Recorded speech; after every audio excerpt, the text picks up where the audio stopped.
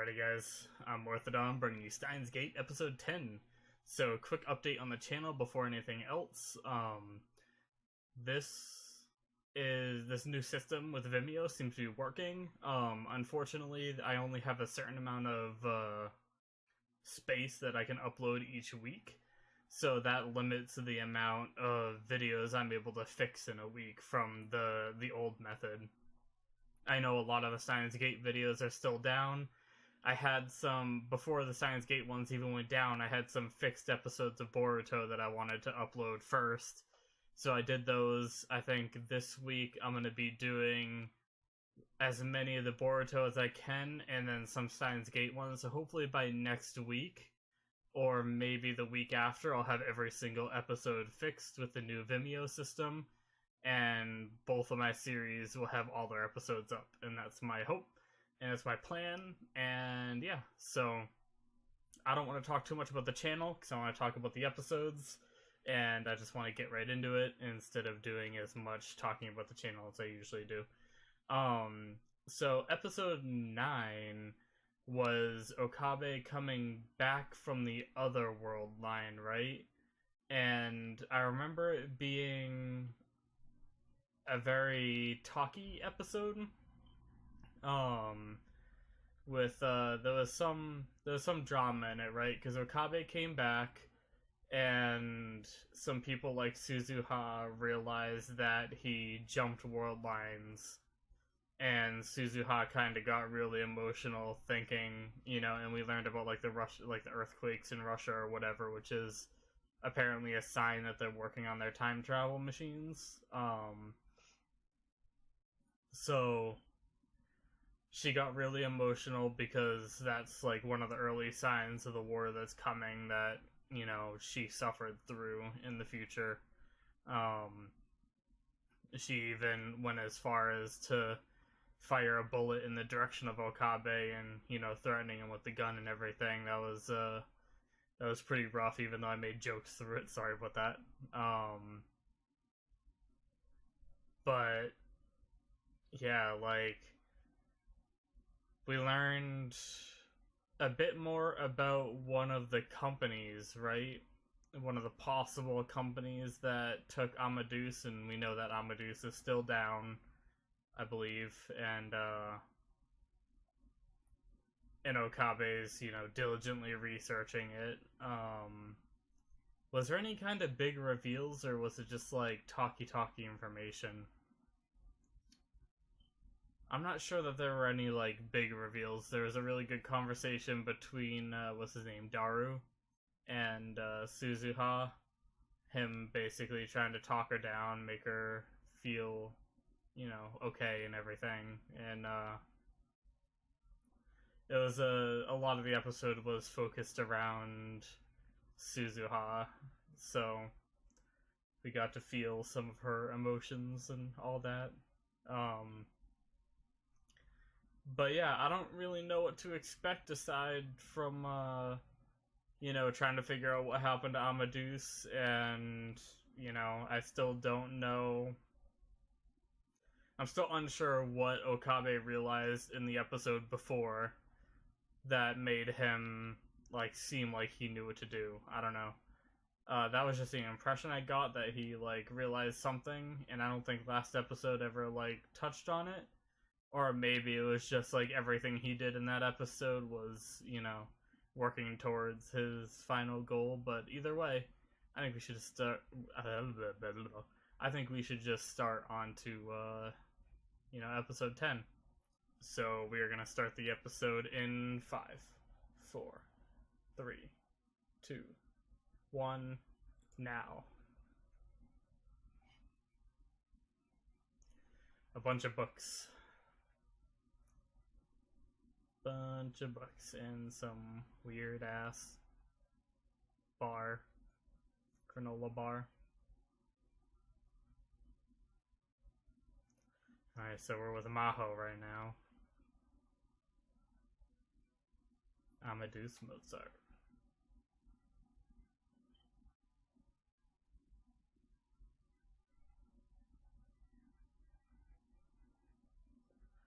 Probably shouldn't make your information out of something so obvious there, Maho. That's probably why Amadeus got taken.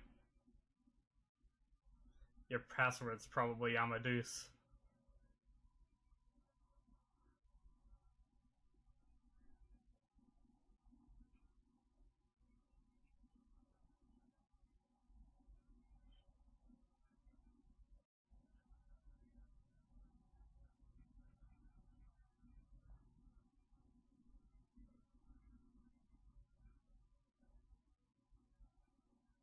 Yeah. Okay.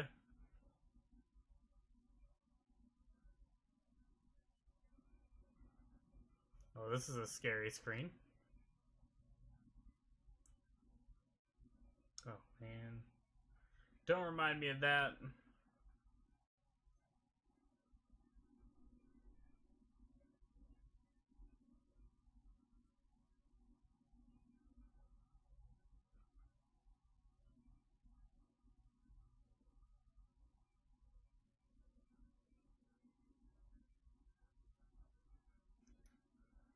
See, if Maho was her superior, that's just, I mean, I get that a superior can feel that way about, someone that's below them, but still. I think that behavior is what made me think in one of the other episodes that Kurisu was higher up than Maho. Unless I still have that confused.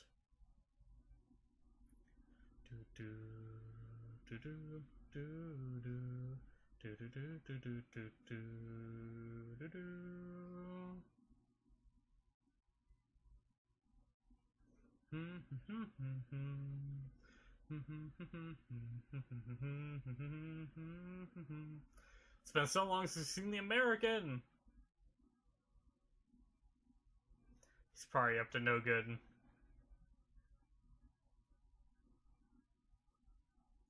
We haven't seen the Dara's future wife.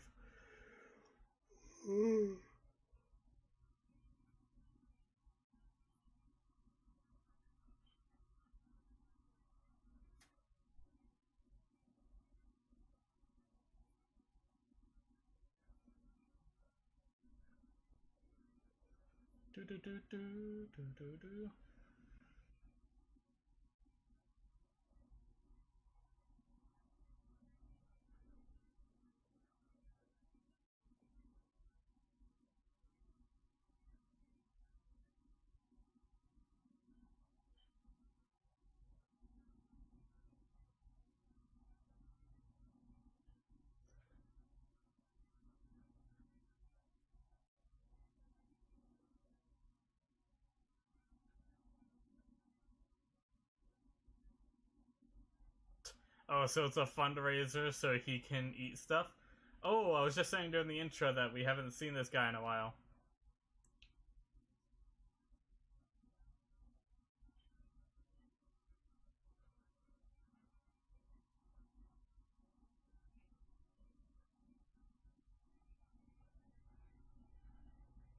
Courting yourself. Way to go, Mr. American.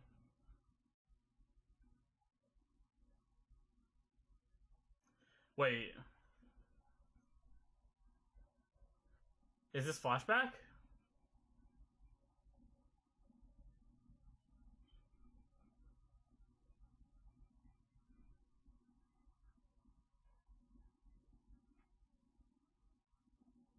Oh, nope. Okay.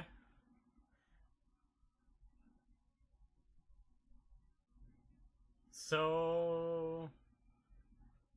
she's back. Alright. I guess I thought the issue was a lot bigger than it was. I thought she was, like, down. The last episode made it seem like really... that Maho was, like, really depressed. But they're talking about letting Okabe know, so this definitely isn't past.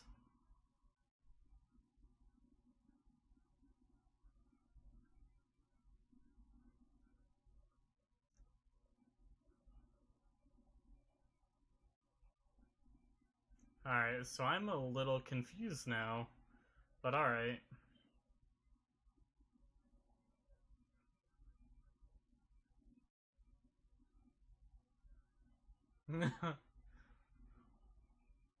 Is that the butler in the corner all depressed? He's just given up.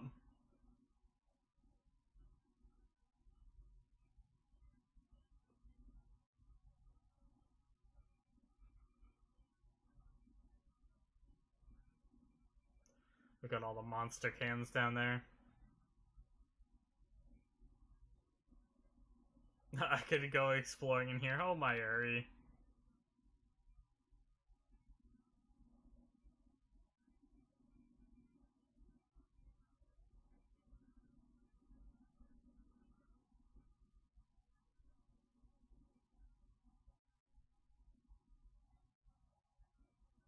Huh. I'm surprised. I thought he was gonna say no.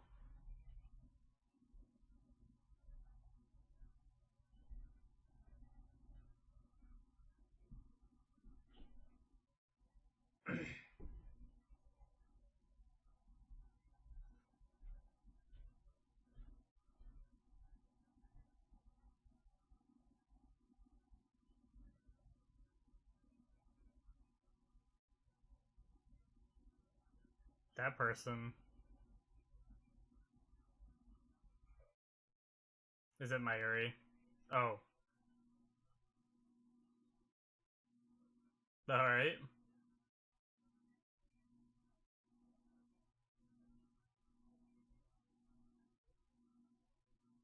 Alright, sure, why not? Okay.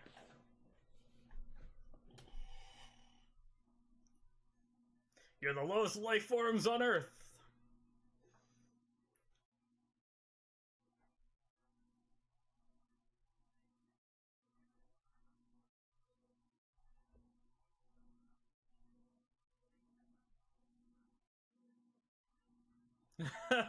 Why is he there?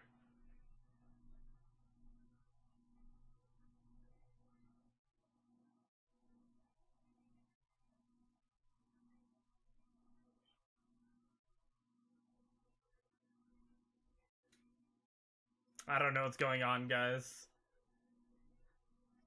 This entire episode has thrown me off. I'm now completely off my game.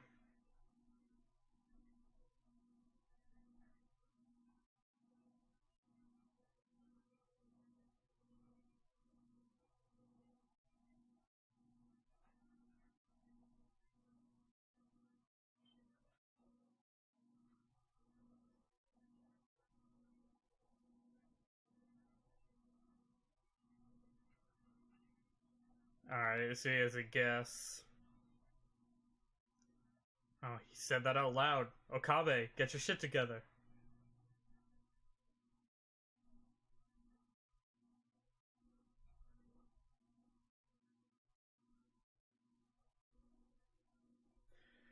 Wait, so is he getting...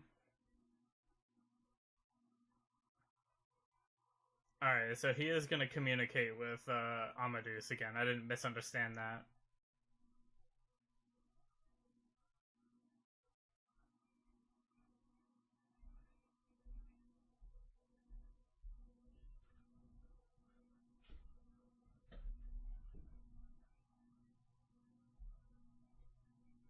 Hmm.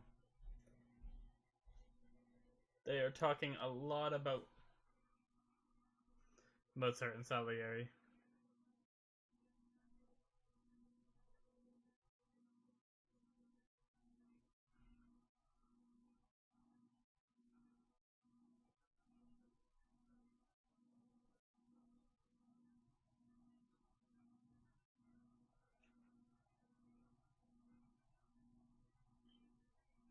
I wonder what it's like for her when she's not connected to someone. Does she realize she's offline? There was another show I watched that had that kind of concept, and it was like just jumping from time to time. Like you just suddenly like are there in the future, I guess, technically.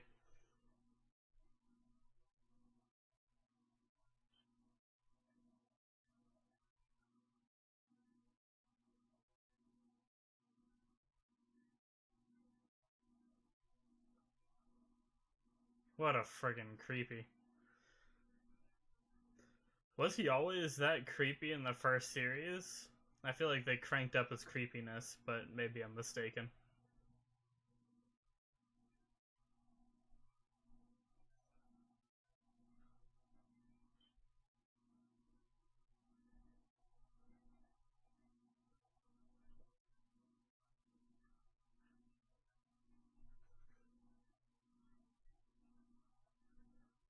Oh boy, they're having a girls' night.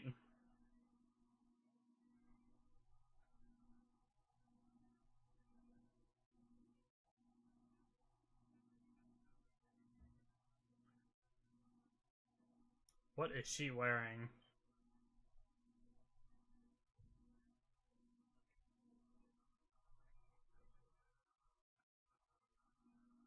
I still don't know what's happening this episode, guys.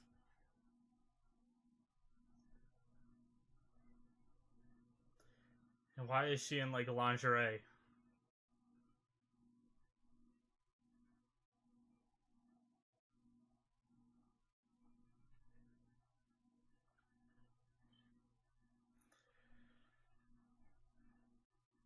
Yep, I'm definitely watching anime. Oh, that was abrupt.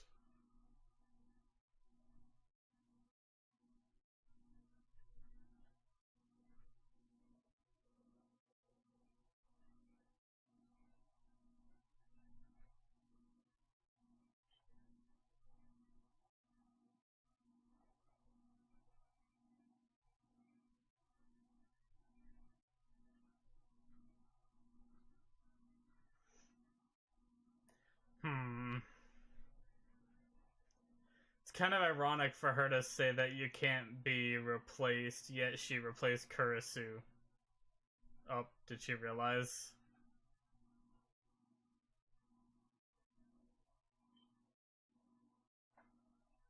Irony can be so cruel.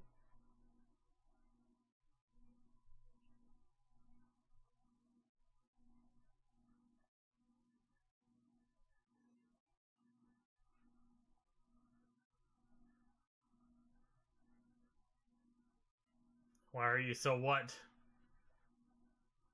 Handsome, lovely, admirable, courageous, strong.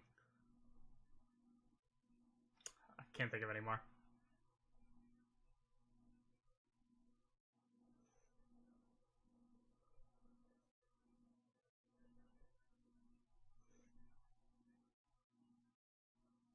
This is the true Maho senpai. Yeah, so she calls her senpai. Yep. So, hmm.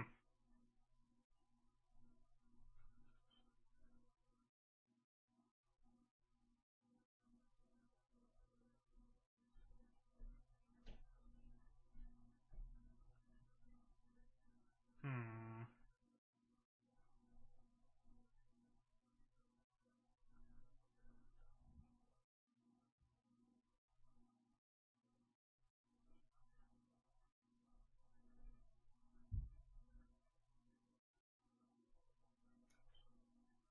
What? What was he about to say? Was it something that was going to be important? Our store is closing? Is shit secretly going down in the background that we're going to find out later? Oh, snap. Sorry, guys, I'm trying to pull some valuable information out of this.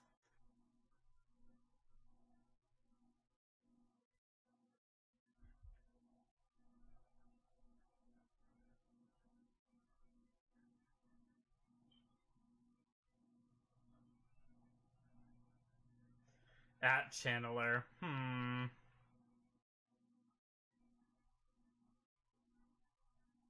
I wonder what that is supposed to mean in reference to something in real life. If it's supposed to reference anything.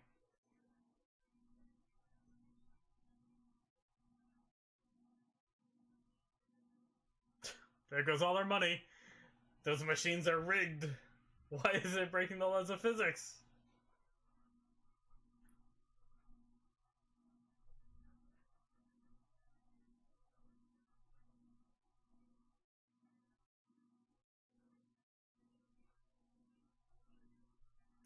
Oh, Okabe has the winner one. He already has it. What a badass.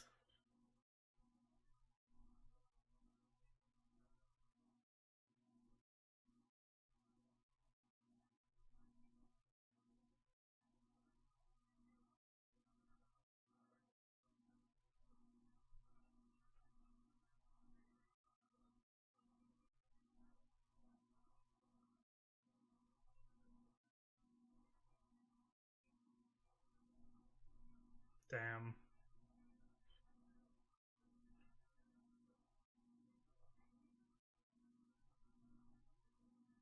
Feels bad, man.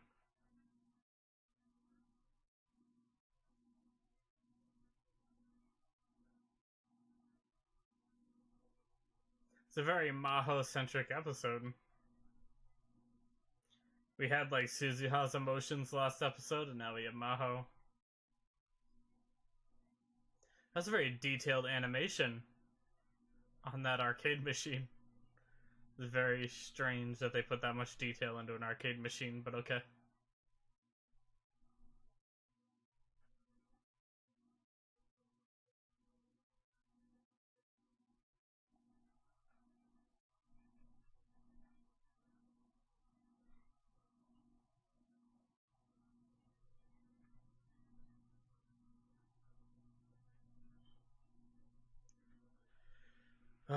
Why does she want to see, like, the same place? Like, the exact spot? That's kind of weird, isn't it? Imagine if Kursu's just standing in that room. I'm like, hey, it never happened! I've just been here this whole time. Been waiting for you to trigger this NPC. No, I'm just kidding, sorry. This background music is very... It almost feels like happy-go-lucky for what they're doing. I don't feel like it's fitting.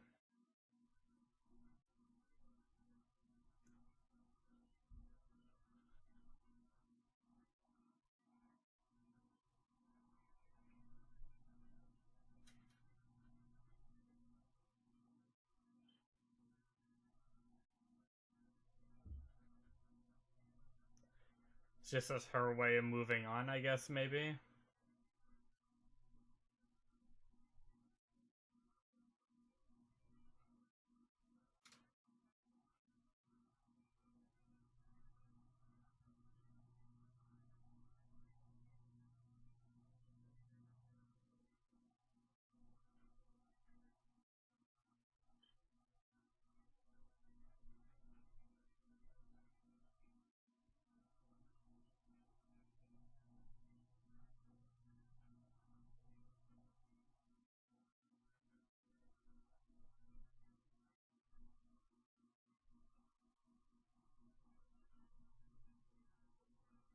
Damn. He didn't just discuss it, he tried it. Ah, heavy shit, guys, heavy shit.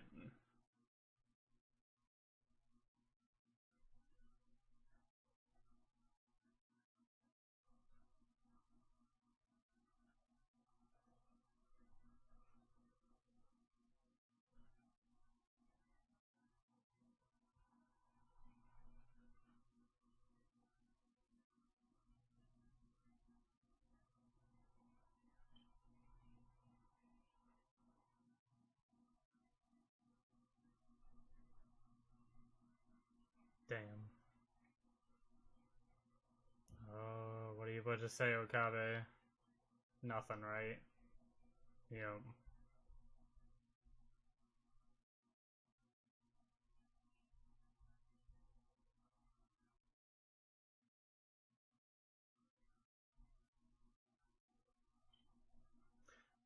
Hmm.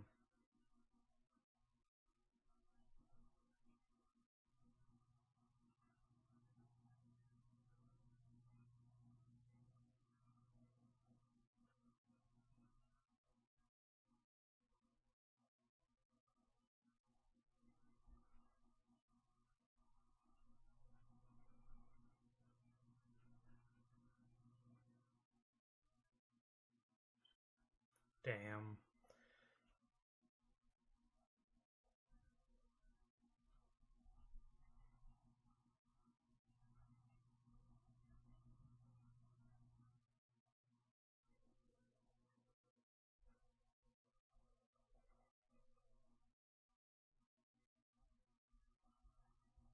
You actually have what?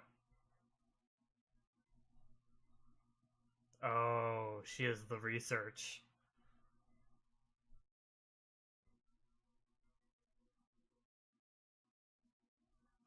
Oh, shit.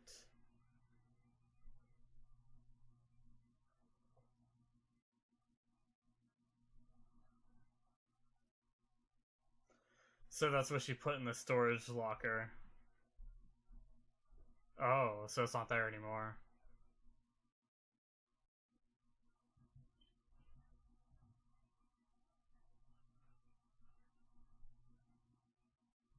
Holy shit, Okabe.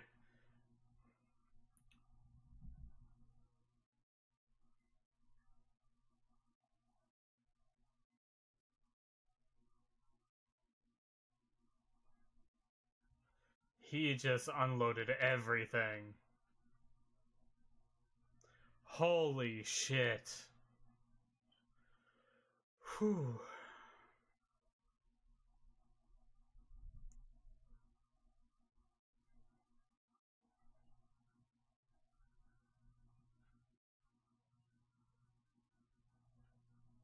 I don't even...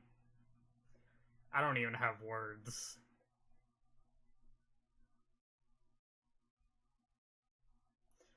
I just saw Mayuri, I think it was Mayuri's tear, hit the ground and crack the ground.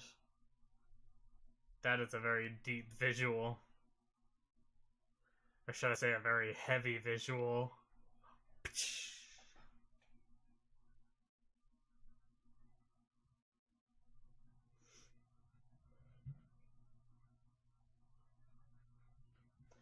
Oh man, guys.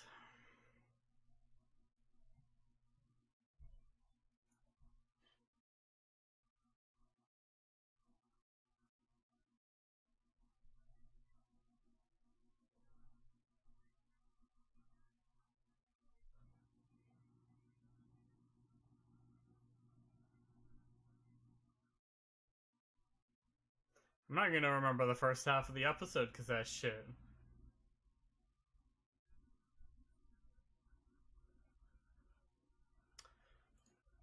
Alrighty, guys, so that is the end of episode 10.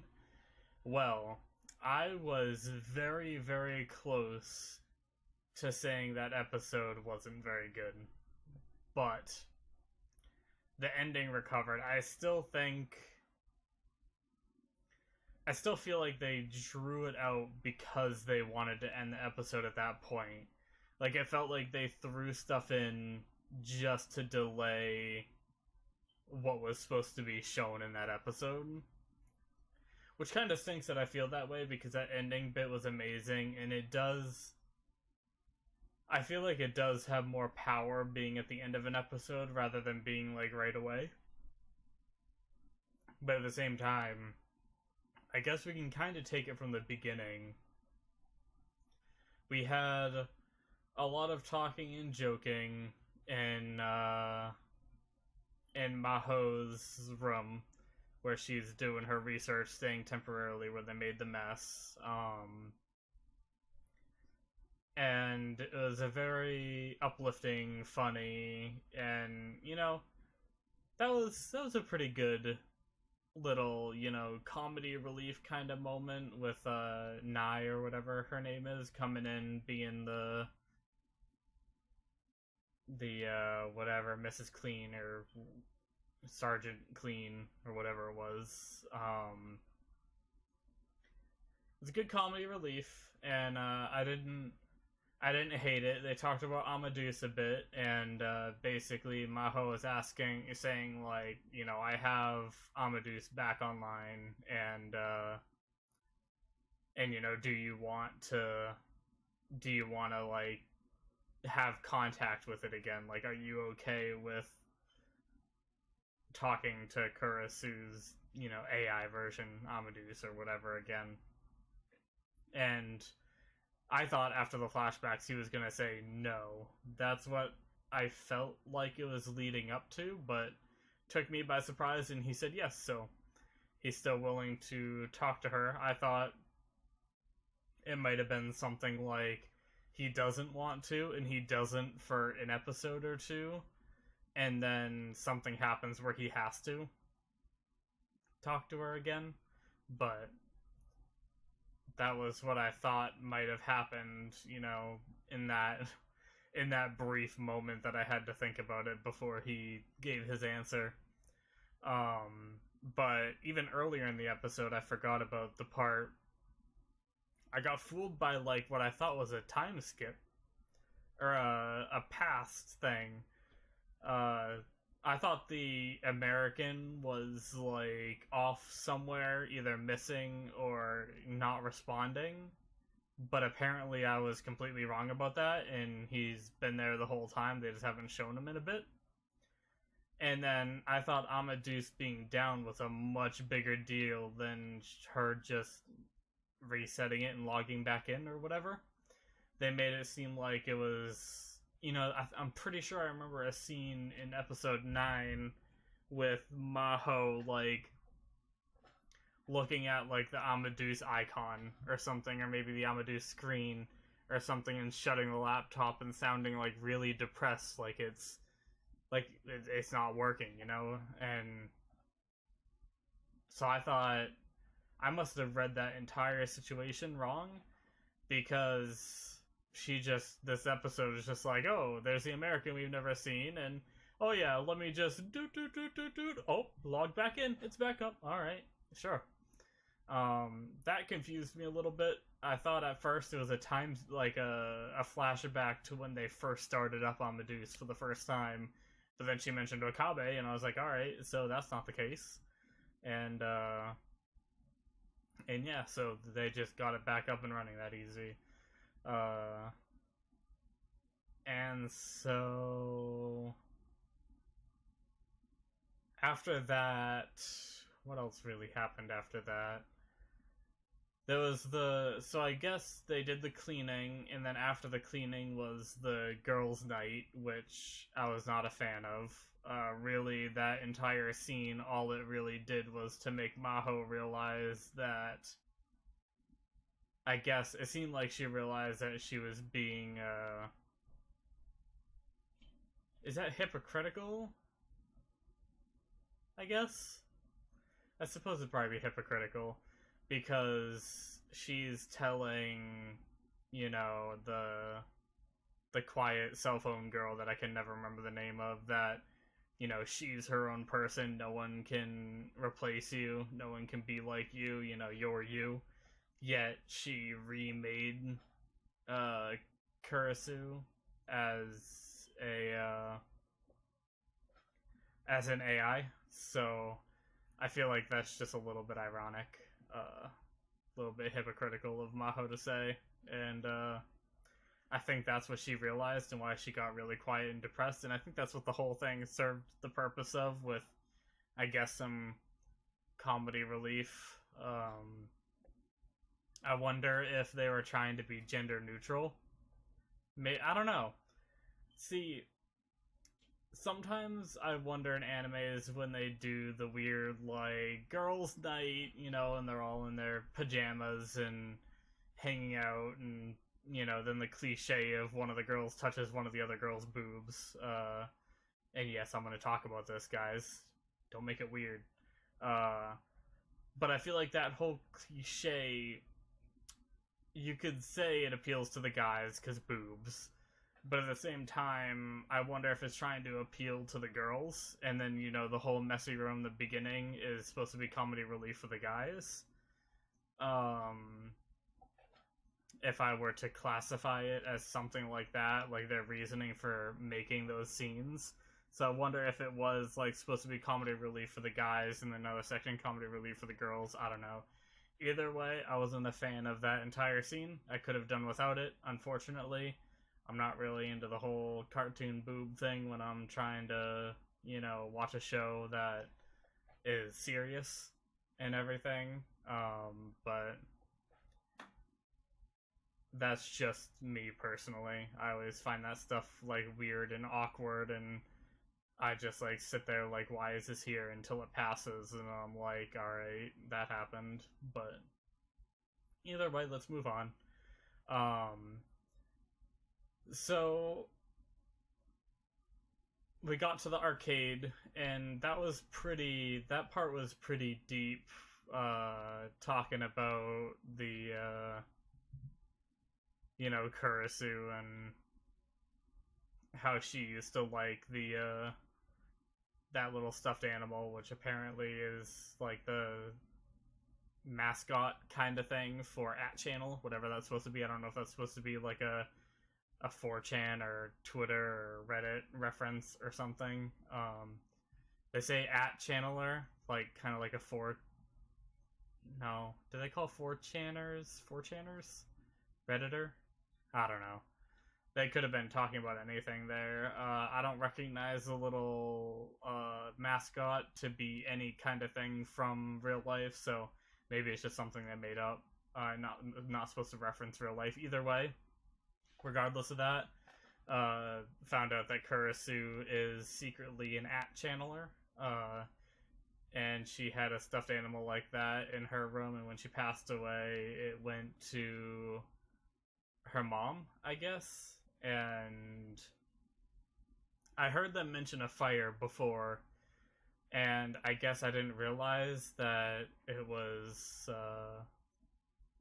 Kurisu's mom's house that burnt down, I guess, and lost a stuffed animal. So it's very nice of Maho to want to give the stuffed animal back.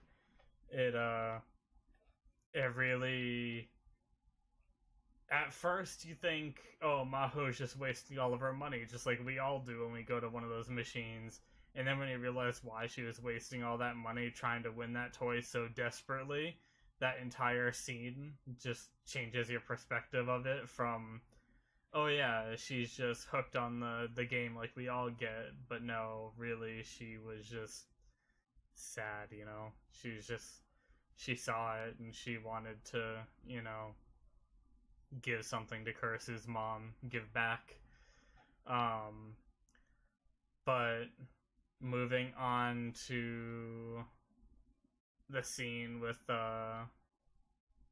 going back to the radio tower or whatever that place was where Kurisu died, and going back to the exact spot. I don't know if that's something that people do to grieve. I've lost some family members, like great grandparents and grandparents and stuff, and I've never wanted to be like, oh, where did they die? Can we go see that spot? But there's probably more of a connection between someone who's like a close friend dying, which I've never had to experience, that might trigger that kind of thing, or maybe it's a cultural thing. But either way, it's not that I thought it was something sinister. I just thought it was a little weird at first, but after seeing the scene and everything, I think it was just a way for her to get some closure. But I can't believe that shit that just happened right at the end. Frickin' Okabe went off. And the thing is, they didn't follow the typical anime cliche where the main character freaks out like this, and the character that, like, Okabe freaks out, and then Maho reacts with, oh, stop messing around, or something, or, like, plays it off dumb, or doesn't believe him, or, like, there's no way that's true, like, you could see it in her face as she believed every word he said. And that's, like, the scariest thing, is he just unloaded everything, and that's gonna make her ask so many questions that I'm sure Okabe doesn't want to have to answer. But now she pretty much knows everything. She knows that he knows the future and everything, because he has to, right? There's no other way you can know that the earthquakes, Curse's research, and all that is a catalyst for the American and Russians' race to getting time machines, and that it ends up being, ends up turning into World War III. There's no way that he could just analyze that on the spot. And he said it like it was fact. So she knows, she must, I don't know how much she is going to realize, but she'd be pretty stupid if she didn't realize that he somehow either knows the future or just calls him crazy. But by her reaction, I don't think she's going to call him crazy, or they really juke the shit out of me, because, yeah. But man, I don't even know what's going to happen in the next episode, because I'm assuming he might fill her in with everything, maybe, but I really don't know. I'm looking forward to the next one, though. But yeah, overall, I mean, I'd say a good 60-70% of this episode felt like they just threw it in there just cuz. And then the ending bits and some spots in between, I feel were definitely very good. But yeah, I think that's gonna do it. I can't really think of, what's gonna happen at this point aside from, more talking. I don't know what else there is to... I mean, obviously, they also might head to wherever this laptop is, and my guess is it's gonna be gone. And Okabe might have to do some time travel shit to get it and fix all this, I don't know. I don't even know. I was thinking about this in one of the other episodes. I don't know if he can time travel. So we've always seen him jump world lines.